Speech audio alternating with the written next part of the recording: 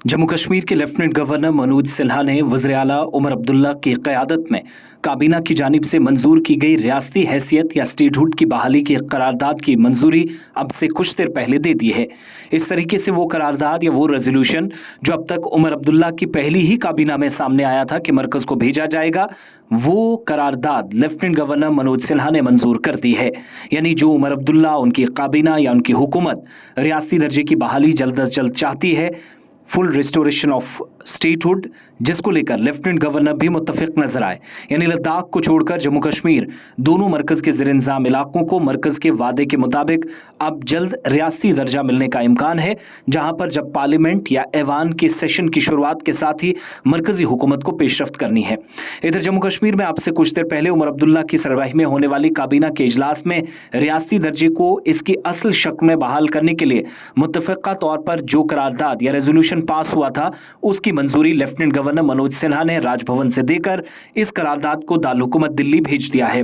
तफसीलात फराहम किए बगैर तस्दीक की लेफ्टिनेंट गवर्नर ने काबीना की मंजूर करदा करारदाद को क्लियर कर दिया है। ये डिटेल्स उस वक्त सामने आई जब रियासती दर्जे की बहाली को लेकर उमर अब्दुल्ला या फिर 370 की उनके हालिया दिए गए बयानों को लेकर काफ़ी ज़्यादा सवालात उठाए गए।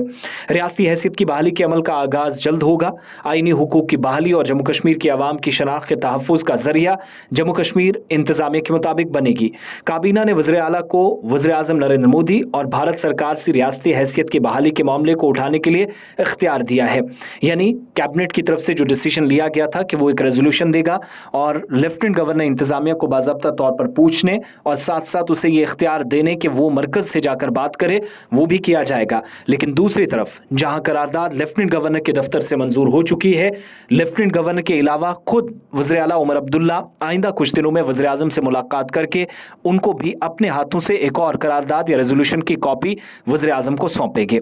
वज़ीर आला ने आने वाले दिनों में इस मामले पर बातचीत के लिए नई दिल्ली जाने के भी पहले से इम्कानात जाहिर किए थे, जहां वो वज़ीर आज़म और मरकजी वज़रा से वज़ीर आला बनने के बाद पहली मुलाकात भी करेंगे। काबीना ने श्रीनगर में 4 नवंबर को कानून साज असेंबली का इजलास बुलाने का भी फैसला किया है और लेफ्टिनेंट गवर्नर को मशवरा दिया है कि वो असेंबली के इजलास का इफ्तिताह करें और खिताब भी करें। सियासी जमातों ने करारदाद को सिर्फ रियासती हैसियत तक महदूद रखने और आर्टिकल 370 को शामिल न करने पर तनकीद करते हुए इसे हुक्मरान नेशनल कॉन्फ्रेंस के मौक़िफ़ से इन्हिराफ करार दिया, लेकिन इस पर भी वजाहत नेशनल कॉन्फ्रेंस ने की। इधर आपको बताते चलें कि 4 नवंबर को कानून साज असेंबली का इजलास बुलाने का फैसला हुआ है, लेकिन उससे पहले जब हल्फ बर्दारी की तकरीब होगी तो प्रोटेम स्पीकर मुबारक गुल जो छठी बार एमएलए बने हैं, वो हल्फ दिलाने का काम इन एमएलएस को करेंगे। लेकिन जम्मू कश्मीर की सियासत में बड़ी तब्दीली, जहां पर उमर अब्दुल्ला की काबीना ने 17 तारीख को करारदाद पास की, आज लेफ्टिनेंट गवर्नर के टेबल से भी पास हो गई।